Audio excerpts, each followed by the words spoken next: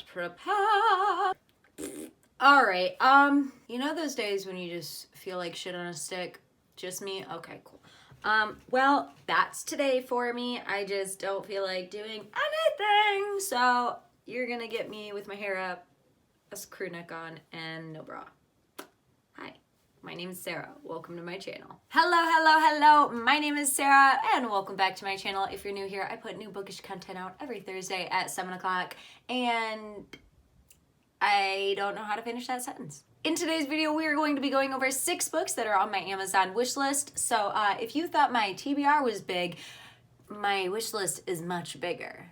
I am trying to self-proclaim myself on a book buying ban unless it is part of a series that I am currently reading. I don't want to purchase any new books of a series until I kind of get through some of the books that I already have sitting on my bookshelf at the moment. But if I were to purchase books, these would be the first ones from my wish list that I think I would purchase. And I could do hundreds of these videos, so if you like it, just give this video a little thumbs up.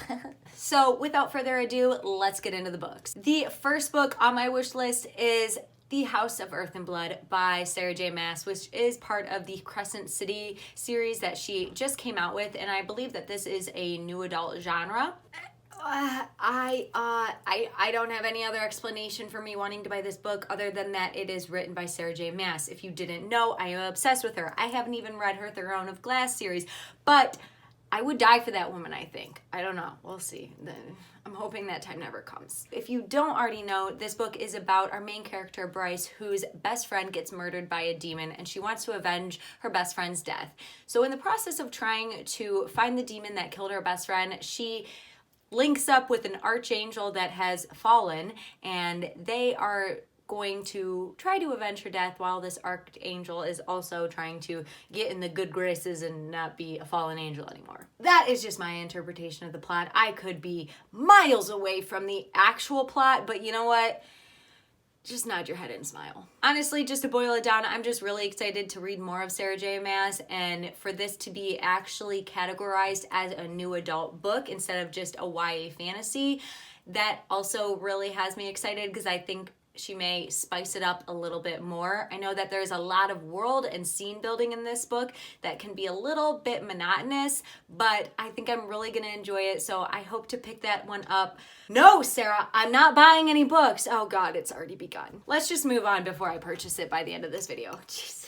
Can you see my sweat? I feel my sweat. Oh God, I hope you can't see my sweat. We're gonna call it glitter. The second book on my wish list is Rapsonic, which is part of the Bargainer series by Laura Talasa. This one was originally recommended to me because of how much I loved the Fae world and how much I love A Court of Thorns and Roses. And I think that this is a little bit of a spicier, more adult version of A Court of Thorns and Roses, but it's not like a Beauty and the Beast retelling. From what I'm understanding from the synopsis, we follow our main character who is a siren who has given out a lot of IOUs in payment of favors, and now the bargainer, who is also the Fae King, is coming up to her and saying, hey, it's time you have to pay these back, and in the process you need to help me save my people. So I believe that there is a romance that buds off of there and it kind of goes out further. There are multiple books in this series, so this is one that I really want to read. I do know it's on Kindle Unlimited, so I don't technically have to buy the physical book, but I think this is one that I do want to buy the physical book of because I'm stubborn.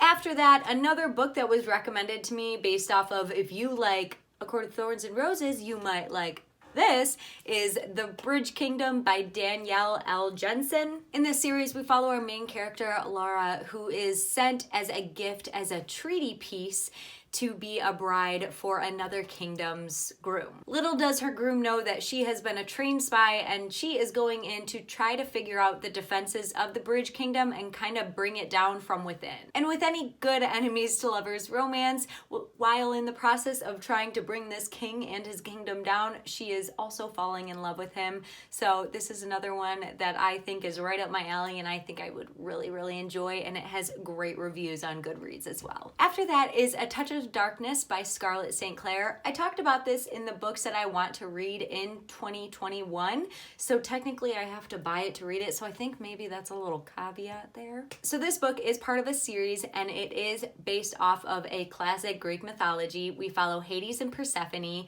and it's more of like a spicy romance, enemies to lovers, so it has all the good things for me, and I love anything to do with Greek mythology, so I think I'm really gonna enjoy this one. After that, another first book in a series that I want to read is Bone Crier's Moon by Catherine Purdy. This is the first book in the Bone Grey series, and what a bone crier is a person that has to protect the living from the dead. In this book, we follow our main character who has been destined to marry the bone crier patriarch for her entire life. But in order to become the queen of this underworld, she must kill the boy that she is desperately in love with. So she has to fight with this internal battle of what she's going to do. I believe that there is a heavy romance aspect to this, but it doesn't overtake the YA fantasy plotline in the story. So I'm really excited about this to get a little bit more YA plot world in my life. What is a plot world?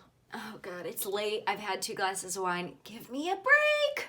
And the last book I want to bring up today is The Invisible Life of Addie Leroux by V.E. Schwab. I know that this book has been out for a little bit now and has had rave reviews about it, so I really want to read this because I didn't like the first V.E. Schwab book that I picked up, but I enjoyed her writing, so I think if I pick up maybe a different story, I'll enjoy it a little bit more. This is a very interesting plotline because we follow our main character, Addie Leroux, who has made a bargain so she can live forever.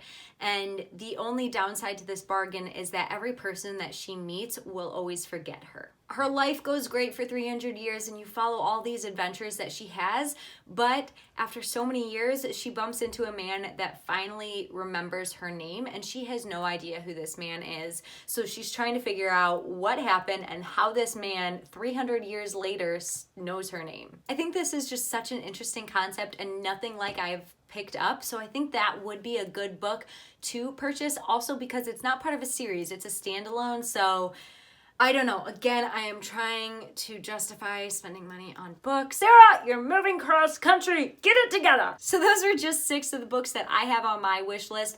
Let me know if you've read any of these or let me know what you have on your wish list. I'd love to add more because God knows I need more. If you guys want to see more of what's on my wish list, please give this video a thumbs up and I'll definitely put out more. And if you haven't subscribed already, please don't forget to hit that subscribe button. Otherwise, I hope you guys have a beautiful day and I'll see you in my next video. Bye!